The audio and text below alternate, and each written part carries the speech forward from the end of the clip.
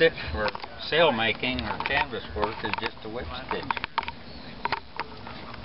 Going right on down the line. And the benches were a lot longer, and you had a sheepskin pad like this, and as you were stitching you just kept scooching on down until you fell off the end of the bench. And then you'd come back and rehook it and just... What the? You're having a heck of that time with that one. And here I was going to tell that other guy that you were a master craftsman. And now I see that you can't even set a river. That's the right... supposed to be the right set. Did you see the nice guns? Badger built some nice guns. Across here, sure. Right here. Okay. I split it. Okay. I just haven't done this one. Is and Haney you just still start open? working on it. You get the shape that you want. And Okay. Well, then once you get it down to get the smoothness,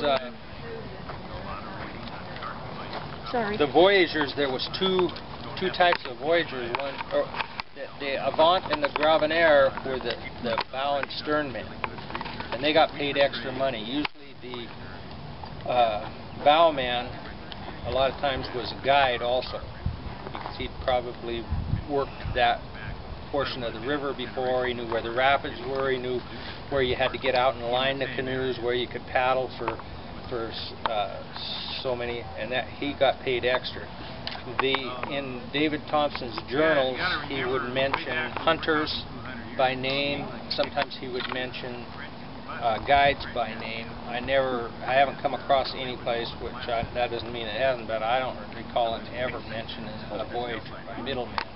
So you had the bow and the stern man, and the middlemen were the guys in the middle of the canoe, and they used a real narrow paddle, 4.5 to 5 inches wide, because that's all they did all day was paddle.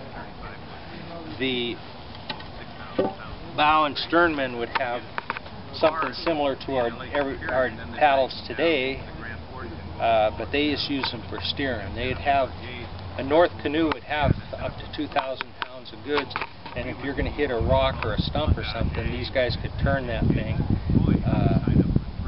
and go around it. I didn't have anything to say. I usually get somebody to do it for me. Oh, do you want help? Yeah, go ahead, Joanna, help her. Well, I've got about can you the same amount. from there? The guy that I Okay, work that's with. true. Can we just pull? Just pull it. The guy, yeah, they do. And I've got Okay, the that's guy enough. All right. Chattering here, not saying too much. There's beads there. They weren't really a real big thing, but they did trade.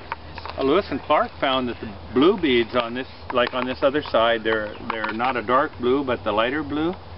That was what the Indians wanted, and they brought all kinds of beads, and they were turning down some of the other ones. Oh, I like the color. And so the Pacific Northwest Indians, all the way through, were more interested in the lighter blue bead for some reason. It's got thick, and it's got Indian games, stick games, different kind of games in it, and clothing, and oh yeah, yeah, I found it at a yard sale.